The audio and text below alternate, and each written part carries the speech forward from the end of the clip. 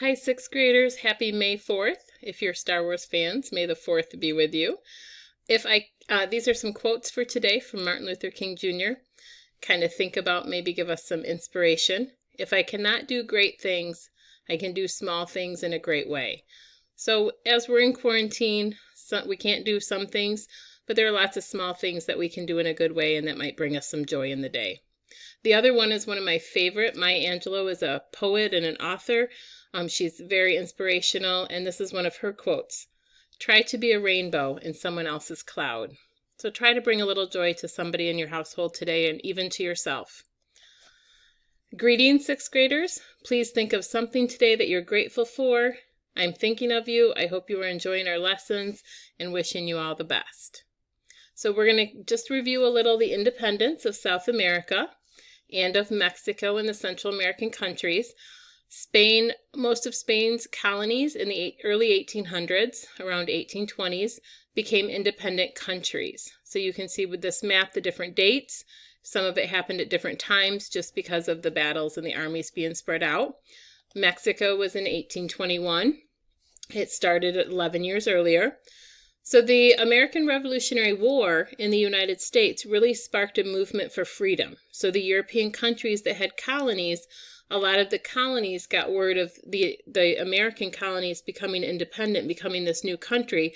And so we were like a domino, the beginning domino that had an effect throughout the world for revolutions, for them wanting more rights, even if they were ruled by kings and queens, and to establishing democracies in lots of these countries that are going to be established in the New World. So the Spanish colonies will win their independence to establish democracies that are modeled after the United States.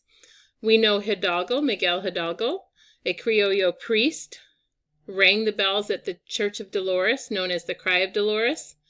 Around 80,000, mostly mestizos and natives, who couldn't own land. Remember the class system that the Spanish had in their colonies? So they're really frustrated. It's really unfair. So he rang the church bells. That's how you gathered people. And he gathered over 80,000 people who wanted to fight for their freedom and to establish that democracy in Mexico. However, he's caught, executed for treason, and a new leader, Iturbide, takes over, and it's a long struggle and a fight against the Spanish army was superb, but in 1821, they win their independence from Spain. Bolivar is going to be South America's leader for independence.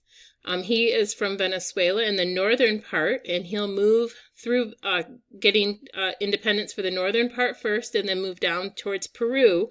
In the southern part, San Martin was in Argentine, so from Argentina, San Martin and Argentine, so that's kind of how I remember with a little rhyme. He joins this in the south for fighting for independence, and they kind of meet in the middle, and they liberate most of South America. Remember, it doesn't include Brazil. Brazil is a Portuguese, that Treaty of Tordesillas. Brazil is a Portuguese colony, but Bolivar had this idea that South America would be more powerful and a strong nation if they united as one strong country. However, there's a lot of different cultures in South America, and with geography making the Andes Mountains making travel really difficult and communication, they rejected his idea, and he went back home to Venezuela. Had South America united, it would be a very different history. They may have been a much stronger, more powerful nation, because a lot of what makes us strong as the United States is that we had so many natural resources because we were so big. So there's a lot of possibilities that may have been different. Today we are going to do a voluntary optional Kahoot. If a few of you want to join me at 11 a.m., you go to the website, the Google Meet site. It's also an app on your Chromebooks. And then you're going to join using the nickname ReadKA for Kahoot and 10. It won't let you in until I get it started, and then you'll need to split screen, have the Kahoot on one side, and then be able to see I'll share my screen so that you can see. So you have two windows open, two tabs open side by side. So going on with culture, our new lesson today, you're going to read some text pages on the slides. Remember, all of these parts we used grateful when we learned about culture in the fall: government, religion, arts, technology, education, foods, understanding, language.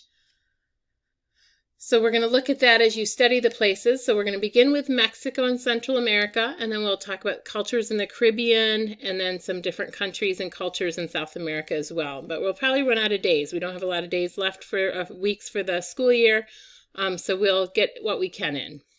Central America, remember, is a narrow strip of land that connects North and South America. So it's an isthmus, the Isthmus of Panama. Campesinos are poor farmers. And then a lot of people throughout South America, some of them had Spanish heritage, so they came from Spanish parents. Remember how strict they were in the colonies. And then there were lots of indigenous tribes, native people to that area. And then there are many mixed, which are called mestizos. So that affects their culture, what the traditions were passed on through their family. Their heritage is a little different. Guatemala is an area that had more of the native, many of the Mayan descendants. So many more people that are mostly indigenous. They don't have a lot of Spanish mixed in. And unfortunately, Guatemala has been a poorer country. It's a smaller country. And the Spanish took a lot of the resources. They took all the gold. So they left a lot of these little countries without a lot of natural resources left. As we study, the art and religion are important parts of culture. The art of Mexico reflects some of those traditions, some of those vibrant colors, a lot of the native, the indigenous type of artwork before the Spanish arrived. Most people in Mexico are Roman Catholic. Some Native Americans blend elements of their indigenous religion, like the Mayan religion and the Aztec traditions, into that Christianity. So they blended the cultures together, the religions together. But there is lots of poverty and injustice are problems in Mexico. There's a big gap from the wealthy people to the very poor people in these countries. And a lot of that comes from the hardships and from the Spanish having their colonies there for 300 years into the 1800s. By the time the countries won their freedom, all the rich landowners, there were only a few rich landowners, own all the land. And the poor indigenous people, even though they won their freedom, they never were able to own land, or it's very hard for them to own very much land. And farming is still a big part of surviving in those areas of their economies. In these countries, a lot of times, sometimes people will live in cities, will move to cities for better opportunities and jobs. Mexico City is the 5th largest. This textbook's a few years old, from the beginning of the 2000s, probably about 15 years old now. Those are from 2003, because it takes a while to publish once you get the graphs made. But Mexico City now, it was 2nd in the world urban population, but a lot of Asian cities and even Sao Paulo in Brazil has grown much faster. It is 5th largest urban area now in 2020. So urban areas are good for jobs, but it's also hard because housing can be super expensive and they can't afford housing.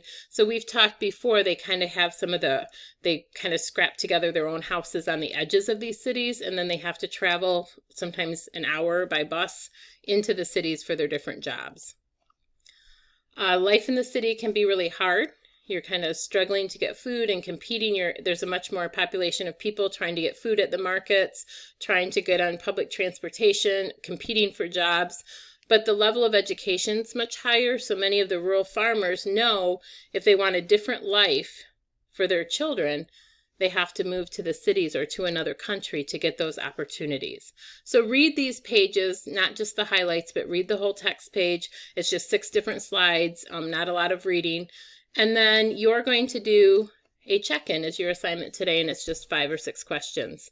I hope you guys have a great day. Thank you. I miss you guys.